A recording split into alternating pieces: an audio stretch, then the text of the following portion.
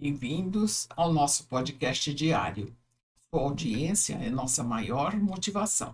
Maria, sobre os convites de Jesus, nos leva a que nós reflitamos sobre alguns não, duas palavras que são muito usadas no Espiritismo e que são princípios e doutrina espírita. Então, precisamos entender que doutrina significa um conjunto coerente de ideias fundamentais que são transmitidas, ensinadas. São ideias básicas contidas num sistema filosófico, político, religioso, econômico, etc.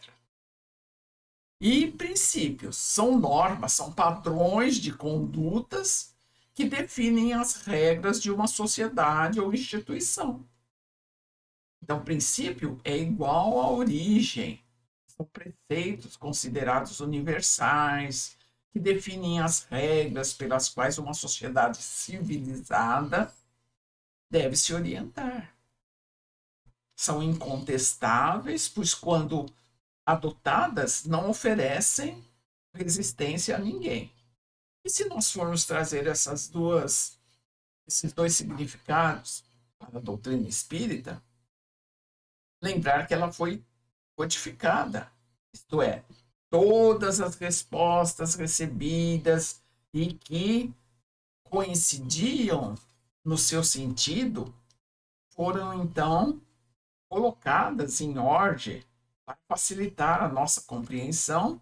E com o lançamento de O Livro dos Espíritos em 18 de abril de 1857, lá em Paris, na França, e Allan Kardec, com o cognome que usa, porque era seu nome verdadeiro, Hippolyte Léon Denis Rivail, e ele então se dedicou ao estudo desses fenômenos espíritas sob o enfoque científico, filosófico e religioso. Então, temos em síntese a doutrina espírita definida como uma ciência que trata da natureza, origem e destino dos espíritos, bem como suas relações com a matéria. Então, ela é resultante do ensino coletivo dos espíritos. E só por isso é que ela pode ser chamada de doutrina dos espíritos. Se não fosse assim, se apenas um espírito houvesse oferecido todas as respostas, seria algo pessoal e não dos espíritos. E aí tem todas aquelas constatações trazidas. O princípio inteligente independe da matéria, a alma é individual, a alma preexiste e subsiste ao corpo, o ponto de origem é o mesmo para todos, não há exceção, todos são criados simples e ignorantes, todos são sujeitos ao progresso até chegarem a puros espíritos, não há criaturas privilegiadas ou mais favorecidas que outras. É um elemento de moralização por se dirigir à razão, à inteligência, ao interesse pessoal bem compreendido. É semente de vida eterna, isto é, trabalha com a imortalidade e ensina o que o homem deve fazer para crescer. Então, é um corpo doutrinário, uniforme, que se desenvolve nos três campos: científico, filosófico e religioso. Ensina que fora da caridade não há salvação e que ela não pode exercer-se sem o uso da razão. Isso é, do esclarecimento, do indivíduo entendendo o que ela propõe e o que a sua razão aceita. Então, ela é ciência, uma vez que oferece um sistema ordenado de conhecimento pelas causas.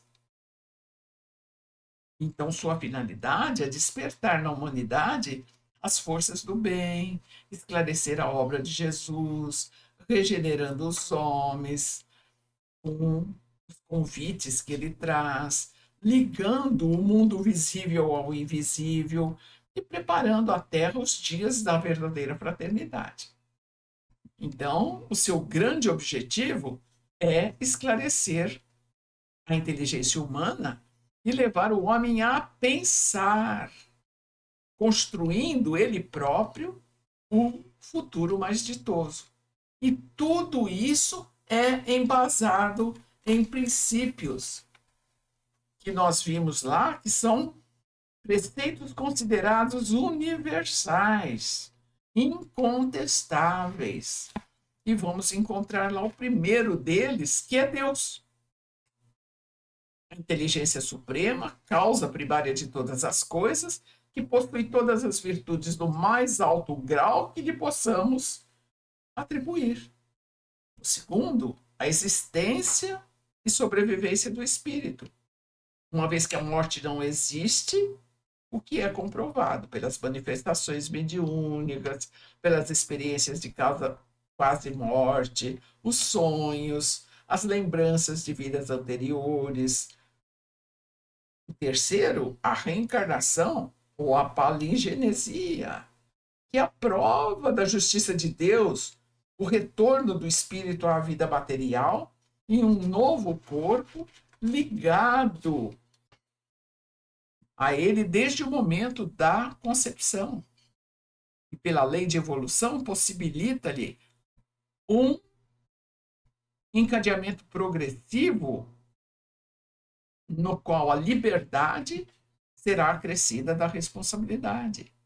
O livre-arbítrio, a lei de causa e efeito, na qual cada um constrói a sua evolução, revela o planejamento feito na vida espiritual e o destino após a morte do corpo físico.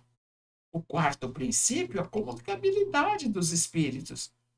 Pela mediunidade, o médium é um intermediário entre os dois planos da vida, o material e o espiritual. Possibilita a confirmação das histórias pelas revelações, e todos somos médiuns independentes da crença. E o quinto princípio, a pluralidade dos mundos habitados. A matéria, existindo nos mais diferentes graus, desde a forma mais densa até a mais sutil. Revela uma classificação dos mundos em que a Terra ocupa o segundo degrau na evolução, como mundo de expiação e provas, destinados os espíritos que aqui estão, ainda iniciantes no uso da razão e do sentimento, a crescer no sentido de entender o universo e o infinito. Então, o Espiritismo é uma doutrina cristã e tem nas máximas, nas palavras de Jesus, o roteiro a ser seguido, entendendo que fora da caridade não há salvação, que é uma sublime expressão do amor. Então, nessa máxima está implícito exatamente a caridade, o amor que dá de si em qualquer momento, em qualquer situação, que esparze de si, que dá de si o melhor, com o único desejo de que o outro fique muito bem. E nós ficamos aqui até o nosso próximo episódio. Que Maria, Mãe querida, nos abençoe e guarde.